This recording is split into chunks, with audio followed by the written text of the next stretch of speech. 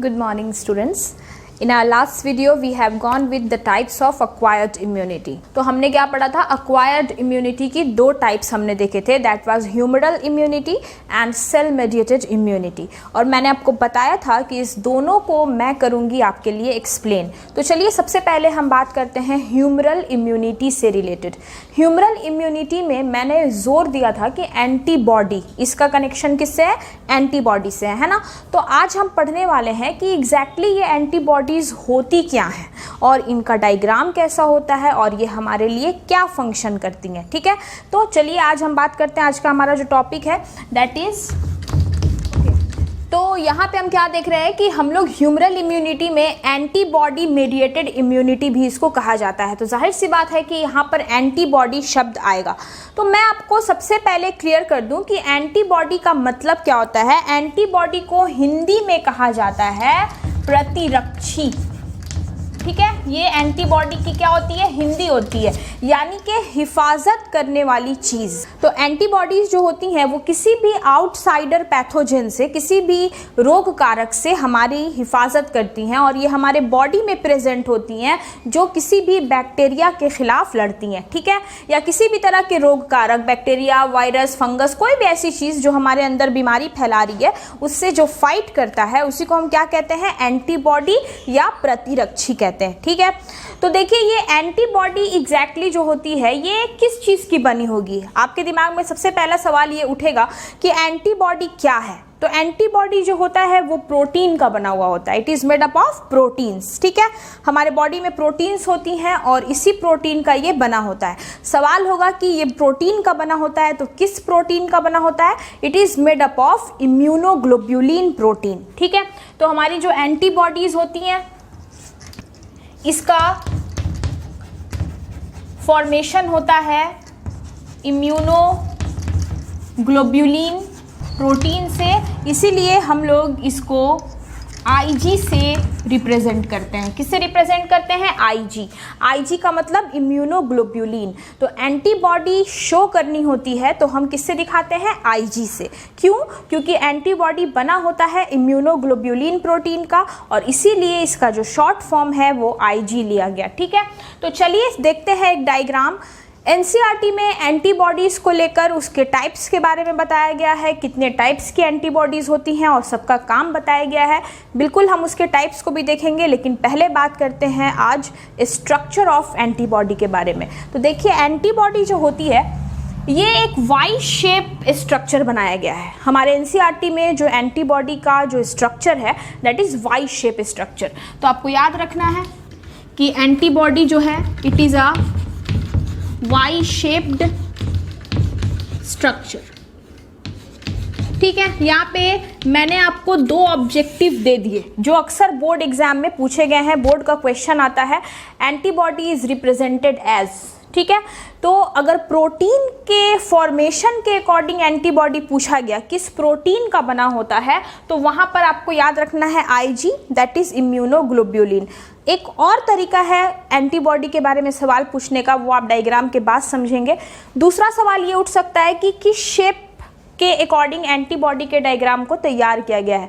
तो ये जो शेप है दैट इज वाई शेप. ठीक है, अब देखिए एंटीबॉडी जब हम लोग बनाते हैं तो एंटीबॉडी जो होती है इसमें कुछ इस तरह से आपको चेन्स देखने के लिए मिलेंगे. You will find chains here.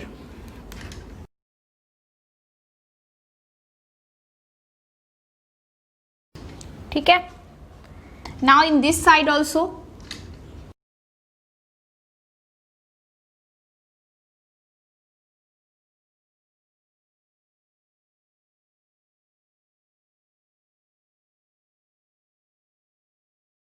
तो यहाँ आप देख सकते हैं कि ये जो स्ट्रक्चर मैंने बनाया है ये वाई के शेप का स्ट्रक्चर है. ठीक है, तो यहाँ पर मुझे आपको ये बताना है कि एंटीबॉडीज जो हमारी होती हैं इनमें आपको पॉलीपेप्टाइड चेन्स दिखाई देंगे. ठीक है, यहाँ पर जो ये चेन बनाए गए हैं these are known as polypeptide chain, जिसमें ये जो नीचे का दो चेन है इसको हम कहते हैं हेवी चेन. ठीक है, और ये ऊपर में जो 2 चेन मैंने ड्रॉ किया यहाँ से लेके यहाँ तक, this is complete 1 and this is complete 1, ऊपर में ये 1 और एक 2, ये हो गया लाइट चेन। इसको हम क्या कहते हैं? लाइट चेन कहते हैं। ठीक है, तो यहाँ पे फिलहाल आपको मैं बता दूं कि यहाँ पे 4 पॉलीपेप्टाइड चेन्स हैं, जिसमें से आपका लाइट चेन है 2 और हेवी चेन है आपका 2। तो ये ऊपर में जो चेन आप देख रहे हैं this is known as light chain, and जो नीचे में आप देख रहे हैं इसको हम कहते हैं हेवी चेन। तो यानी कि ये कितने पॉलीपेप्टाइड चेन का बना है? 4 पॉलीपेप्टाइड चेन। तो एंटीबॉडी का पहला सवाल कि एंटीबॉडी में कितने चेन्स होते हैं, तो एंटीबॉडी में 4 पॉलीपेप्टाइड चेन होते हैं। ठीक है, अब उस 4 पॉलीपेप्टाइड चेन में क्या स्ट्रक्चरल ऑर्गेनाइजेशन किया गया, किस तरह से बनाया गया? तो ऊपर के जो 2 चेन होते हैं दोनों साइड में, ये दोनों लाइट चेन होते हैं, और नीचे में जो चेन होती है दैट इज हेवी चेन। ठीक है, तो आपको अब यहाँ पे क्या लिख सकते हैं हम लोग? हेवी चेन कितना है? 2। लाइट चेन कितना है? 2। तो हमारे एंटीबॉडी को अकॉर्डिंग टू स्ट्रक्चर रिप्रेजेंट किया गया है H2L2 से। कैसे रिप्रेजेंट किया गया? H2L2, यानी कि 2 हेवी चेन मौजूद हैं और 2 लाइट चेन मौजूद हैं, तो रिप्रेजेंटेड। ठीक है, तो इसकी रिप्रेजेंटेशन कैसी हुई है? H2L2 से हुई है। ठीक है, तो यहाँ पे आपको ये सवाल H2L2 से रिप्रेजेंट करते हैं, ये बिहार बोर्ड एग्जाम का मोस्ट प्रोबेबल क्वेश्चन में से एक है, या कंपटीशन में भी इसको पूछा जाता है। ठीक है, तो देखिए यहाँ पर H2L2 is represented as 2 heavy chains and 2 light chains. ठीक है, अब यहाँ आते हैं, देखिए इन चेन की स्पेशलिटी है कि इनमें डाइसल्फाइड बॉन्ड पाया जाता है। ठीक है, और ये जो हेवी चेन्स होते हैं ये भी आपस में किससे कनेक्टेड होते हैं? डाइसल्फाइड बॉन्ड से कनेक्टेड होते हैं। ठीक है, यहां भी हम दिखा देंगे there is a connection of disulphide bonds. Okay, ठीक है, तो आप क्या लिख सकते हो कि disulphide bond remains present to connect the chain among each other, यानी कि चेन को एक दूसरे से जोड़े रखने के लिए, एंटीबॉडी के स्ट्रक्चर को एक दूसरे के साथ बांध कर रखने के लिए डाइसल्फाइड बॉन्ड पाया जाता है। ठीक है, तो अगली पॉइंट अपनी क्या हो जाएगी? Disulphide bond is present among heavy and light chain. तो हम यहाँ पे क्या लिखेंगे कि हमारा जो डाइसल्फाइड बॉन्ड होता है ये हेवी चेन और लाइट चेन के बीच में क्या होता है? प्रेजेंट होता है। ठीक है, ये जो आप जगह देख रहे हैं, ये इस चेन और इस चेन के बीच में ये जो साइट आप देख रहे हैं ना, ये जो जगह है इसको हम कहते हैं antigen binding site. Binding site, ये जो जगह है this place is known as antigen binding site. हम इसको क्या कहते हैं? एंटीजन बाइंडिंग साइट कहते हैं। यही आते हैं एंटीजन, और ये एंटीबॉडी उस एंटीजन के साथ रिएक्शन करती है। देखिए, एंटीजन का मतलब होता है कोई भी बाहर के रोग कारक, और एंटीबॉडी जो रोग कारक की समाप्ति कर दे। ठीक है, तो एंटीबॉडी का ये जो स्ट्रक्चर बनाया गया है ना, ये लॉक एंड की फैशन में बनाया गया है। कोई भी एंटीजन इसके अंदर जैसे ही एंट्री होगा, एंटीबॉडी उसको लॉक कर लेता है। ठीक है, और लॉक करने के बाद कुछ रिएक्शंस होते हैं, ये भी मैं आपको पढ़ाऊंगी कि किस तरह के रिएक्शंस होते हैं जिससे एंटीबॉडी जो होती है वो एंटीजन की समाप्ति कर देती है ना। तो ये लॉक एंड की फैशन में अरेंज होते हैं और इस तरह से ये रिएक्ट करता है और हमारे जो एंटीजन है वो क्या हो जाते हैं? डेड हो जाते हैं। तो इस प्लेस को हम कहते हैं एंटीजन बाइंडिंग साइट। ठीक है, ये जो आप जगह देख रहे हैं, ये जो हेवी चेन्स के बीच में ये जो ज्वाइंट है, ये जो दोनों के बीच का ज्वाइंट है जो डाइसल्फाइड बॉन्ड से कनेक्टेड है, this joint is known as, इसको आप हिंज ज्वाइंट कहते हैं। This joint is known as hinge joint. हम इसको क्या कहते हैं? हिंज ज्वाइंट कहते हैं। ठीक है, तो देखिए यहाँ पे जो स्ट्रक्चर मैंने आपको दिखाया कि हमारा जो एंटीबॉडी होता है ये एक वाई शेप स्ट्रक्चर है। ठीक है, और वाई शेप स्ट्रक्चर होने के साथ साथ हम इसको रिप्रेजेंट कैसे करते हैं, H2L2 से रिप्रेजेंट करते हैं। क्यों? क्योंकि इसमें लोअर दोनों जो होती है ये हेवी चेन कहलाती है, ठीक है, और ये जो अपर होती हैं ये लाइट चेन कहलाती हैं, ठीक है। हमारे जो हेवी चेन्स होते हैं ये 400 अमाइनो एसिड्स के बने होते हैं। इनको बनाने में कितने अमाइनो एसिड्स लगते हैं, 400। लेकिन जो हमारे लाइट चेन होते हैं इनको बनाने के लिए हमें 200 अमाइनो एसिड्स की ज़रूरत पड़ती है, ठीक है। एक कंप्लीट एंटीबॉडी किसकी बनी हुई है, इम्यूनोग्लोब्युलिन प्रोटीन की बनी हुई है, ठीक है ना। ये सारी चीज़ें हमें याद रखनी है। हमारे जो लाइट चेन होते हैं उनमें देखिए मैंने ये जो पिंक कलर से बनाया है ना रीजन, ये वेरिएबल रीजन है। क्यों वेरिएबल रीजन है? क्योंकि जैसे ही इसमें कोई एंटीजन आएगा ये अपने जगह को चेंज करेगा और उसको ट्रैप करेगा। तो ऊपर का जो जितना रीजन जो पिंक कलर से मैंने दिखाया आपको, this region is known as variable region, ठीक है। इसको हम क्या कहेंगे, वेरिएबल रीजन कहेंगे, क्योंकि ये मूव करता है। लॉक एंड की आपस में क्या होंगे, क्लोज आएंगे। जब एंटीजन को मारना होगा तो ये लॉक एंड की आपस में क्या होंगे, बंद जाएंगे। तो ये वेरिएबल है। लेकिन नीचे का जो ये रीजन है ना, ये येलो वाला, ये कांस्टेंट रीजन कहलाता है। इसमें कोई मूवमेंट नहीं होगी, ये अपने जगह पर है, लेकिन ये दोनों क्या करेंगे, मूव करेंगे। तो ये जो येलो से हमने ड्रॉ किया है, this part is known as constant region. इसको हम क्या कहेंगे, कांस्टेंट रीजन कहेंगे। तो हमारे एंटीबॉडी के स्ट्रक्चर में जो लाइट चेन है इसमें कितने रीजन्स हो गए, 2 रीजन हो गए। जो ऊपर वाला जो है जहां पर एंटीजन आते हैं, जो पिंक से दिखाया गया है, this is known as variable region. और दोनों में जो नीचे का रीजन है, this is known as constant region, ठीक है। तो हमारे लाइट चेन में 2 रीजन्स होते हैं, that is variable and constant region. तो ये है हमारे एक एंटीबॉडी का स्ट्रक्चर जिसके बारे में आपको नॉलेज रखनी है। What is H2L2, 2 heavy chains and 2 light chain. Why antibody is represented as Ig? Because antibody is made up of immunoglobulin protein. तो ये हुआ हमारा आज का topic, that is structure of antibody. इसका डिस्क्रिप्शन मैं आपको दे रही हूँ ताकि आपका नोट्स कंप्लीट हो जाए। डायग्राम के बाद आप रिलेटेड पॉइंट्स लिखेंगे, फिर हम पढ़ेंगे हमारा टाइप्स ऑफ एंटीबॉडी।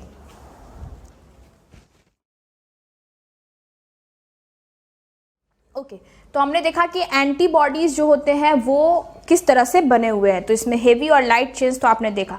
अब सबसे इंपॉर्टेंट चीज़ ये समझना है कि एंटीबॉडी एंटीजन से कैसे लड़ता है, यानी कि एंटीजन को ये कैसे ख़त्म कर देता है, कैसे ये किसी रोग कारक को समाप्त कर देते हैं। तो चलिए पहले हम लोग देखते हैं एंटीबॉडी एंटीजन रिएक्शन, ठीक है। एंटीबॉडी और एंटीजन के बीच का रिएक्शन कैसे होता है, ठीक है। तो एंटीजन एंटीबॉडी में रिएक्शन होने की ज़रूरत क्यों है, ये मैंने आपको पहले ही बता दिया कि एंटीबॉडी का एक ही मकसद है कि वो एंटीजन को डिस्ट्रॉय कर दे। इसको हम क्या कहते हैं, इफेक्टर मैकेनिज्म, ठीक है। इफेक्टर मैकेनिज्म यानी कि 3 तरीका से एंटीजन को समाप्त करता है एंटीबॉडी, जिसमें जो पहला स्टेप हम पढ़ेंगे दैट इज एग्लूटिनेशन, दूसरा ऑप्सोनाइजेशन,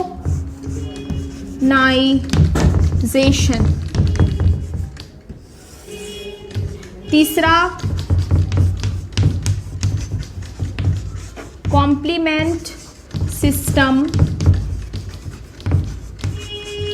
बेस्ड ऑन लाइसिस, ठीक है। तो यहाँ पर 3 तरीका है जिसके जरिए एक एंटीबॉडी जो है वो एंटीजन को क्या करता है, डिस्ट्रॉय कर देता है, उसकी समाप्ति कर देता है, ठीक है। पहला है दैट इज एग्लूटिनेशन, दूसरा है ऑप्सोनाइजेशन एंड तीसरा है cell complement system based on lysis, ठीक है। तो अब यहाँ पे देखिए क्या हो रहा है कि इस 3 प्रोसेस में हमारा जो ये तीनों प्रोसेस है, ये तीनों प्रोसेस की डेफिनेशन क्या है और ये किस तरह से काम करते हैं वो आप देखते हैं। Now we are having antigen antibody reaction, दोनों में रिएक्शन कैसे होता है। मैंने आपको बोला कि डायग्राम में लॉक एंड की फैशन से डायग्राम को हमने तैयार किया, कुछ इस तरह का, कुछ इस तरह से, ठीक है। और इस जगह को मैंने बोला था कि that is antigen antibody binding site, है ना, यानी कि वो एंटीजन बाइंडिंग साइट है जहां पर आके एंटीजेंस को लॉक कर लिया जाता है। तो सिर्फ लॉक कर लेना मकसद नहीं है, लॉक होने के बाद उनको डिस्ट्रॉय हम किस प्रोसेस से करते हैं, this is very much important. ये जो टर्म्स मैंने दिया है, ये टर्म्स एनसीईआरटी में आपको मेंशन तो नहीं मिलेंगे, लेकिन वहां पर हमें एक आइडिया दे दिया गया है कि एंटीजन एंटीबॉडी कम्प्लेक्स फॉर्म होता है। ये एंटीजन एंटीबॉडी कम्प्लेक्स जो है ना, यही है ये 3 प्रोसेस जिसके जरिया हम एंटीजन एंटीबॉडी कॉम्प्लेक्स बनाते हैं, ठीक है। जिसमें पहला है एग्लूटिनेशन। इसका क्या मतलब होता है, इसका मतलब यही होता है कि एंटीजन और एंटीबॉडी आपस में जुड़े, ठीक है, और हमारे एंटीबॉडी ने एंटीजन के प्रोटीन्स को, एंटीजन के अंदर जो भी केमिकल है उसको डिस्ट्रॉय कर दिया, जिससे हमारा एंटीजन क्या हो गया, हार्मलेस हो गया। ये अब हमें कोई भी परेशानी नहीं क्रिएट कर सकता है, ठीक है। Second is opsonisation. इसमें क्या होता है ना कि इसमें जो एंटीबॉडीज जिस प्रोटीन के जरिए इनको तैयार किया गया है वो फैगोसाइटोसिस कर लेते हैं हमारे एंटीजेंस का, ठीक है। यानी कि जैसे ही एंटीजेंस की एंट्री होती है, हमारे एंटीबॉडी उसका भक्षण कर लेते हैं, उसको इनगल्फ कर जाते हैं, उसी को हम क्या कहते हैं, फैगोसाइटोसिस। तो ऑप्सोनाइजेशन का जो मैकेनिज्म है, इस मैकेनिज्म में क्या होता है, एंटीजन की फैगोसाइटोसिस कर ली जाती है by the help of antibody, ठीक है। तीसरा है complement system based on lysis. इसका मतलब होता है कि हमारे एंटीबॉडी में कॉम्प्लीमेंट प्रोटीन्स पाए जाते हैं। There are 11 complement proteins present. तो ये जो कॉम्प्लीमेंट्री प्रोटीन्स है ना, ये सब एक साथ एक्टिव हो जाते हैं और सब अपना अपना सोर्स यूज करते हैं। अब किसी प्रोटीन में केमोटैक्सिक नेचर है, किसी प्रोटीन में लाइसिस नेचर है, किसी प्रोटीन में फैगोसाइटिक नेचर है। हर प्रोटीन का नेचर अलग अलग है किल करने का। तो समझिए कि जो 11 हमारे पास हथियार है एंटीबॉडी के पास, वो 11 के 11 हथियार से एंटीजन पर वार हो रहा है, ठीक है। अब हो सकता है कि किसी एक हथियार के जरिए उसको मार दिया जाए, बिल्कुल वही होता है हमारे कॉम्प्लीमेंट सिस्टम में। 11 के 11 प्रोटीन अपना तरीका यूज़ करते हैं एंटीजन को मारने के लिए। कुछ प्रोटीन केमोटैक्सिस तरीका यूज़ करते हैं, मतलब क्या हुआ, इनके अंदर ऐसा केमिकल है जो जहर है, जो जाकर उस एंटीजन को मार देगा, ठीक है। कुछ प्रोटीन लाइसिस करते हैं क्योंकि इनके अंदर लाइसिन प्रोटीन है जो उस बैक्टीरियल सेल को या किसी भी पैथोजन को क्या करेगा, किल कर देगा। कुछ प्रोटीन है जो ऑप्सोनाइजेशन से भरे हुए हैं, यानी कि जो फैगोसाइटोसिस यूज करते हैं और वो किल कर देते हैं। तो देखिए आप एंटीजन एंटीबॉडी रिएक्शंस देखकर आपको समझ आ रहा होगा कि एंटीजन एंटीबॉडी रिएक्शन में हमारे जो एंटीबॉडी हैं वो एंटीजन को क्या करते हैं, किल कर देते हैं, और उसके लिए वो चुनते हैं 3 तरीका, ठीक है। तीनों काफ़ी इजी है, टर्म्स आपको याद रखने हैं ताकि आपको आसानी हो। तो इस वीडियो में मैंने आपको पढ़ाया कि हमारे एंटीबॉडी का स्ट्रक्चर कैसा होता है और हमारे एंटीबॉडी में कितने चेन्स हैं और वो किस तरह से काम करते हैं, और साथ ही हमने आज ये भी देखा कि हमारे एंटीबॉडीज रिएक्शन कैसे करते हैं विथ द एंटीजेंस, ठीक है। तो हमारी अगली वीडियो में हम पढ़ेंगे types of antibody and we will proceed with cell mediated immunity 2, यानी कि आपका जो अगला वीडियो होगा उसमें आपको मैं एंटीबॉडी की टाइप्स पढ़ाऊंगी। तब तक आप इसको कंप्लीट पढ़कर अच्छा से एनसीईआरटी से समझकर रेडी रहिएगा। उसके बाद हम आपको टाइप्स पढ़ाएंगे ताकि आपको ज़्यादा से ज़्यादा आइडिया आसानी से हो सके, ठीक है। Till then please take care, have a safe